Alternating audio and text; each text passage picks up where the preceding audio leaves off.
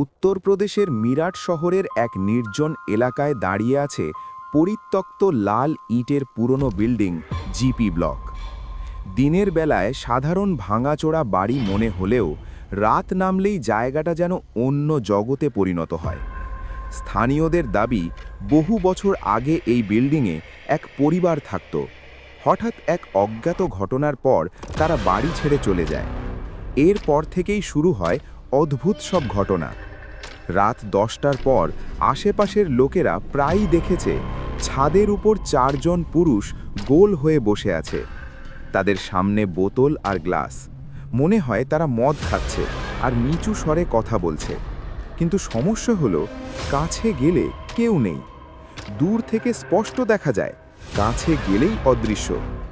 অনেকে বলেছে তারা ছাদের দিকে তাকিয়ে স্পষ্টভাবে হাসির শব্দ শুনেছে।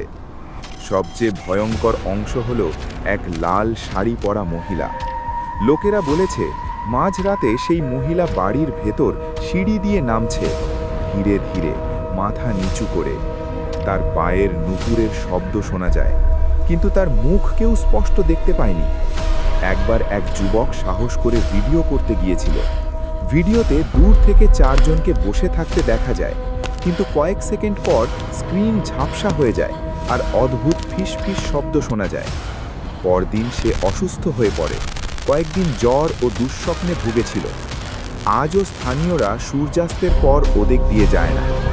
অনেকেই মনে করে সেখানে কোনো অসমাপ্ত আড্ডা আজও চলছে, যেখানে 4 জন পুরুষ আর এক লাল শাড়ির নারী বন্দী হয়ে আছে অজানা কোনো সময়ে।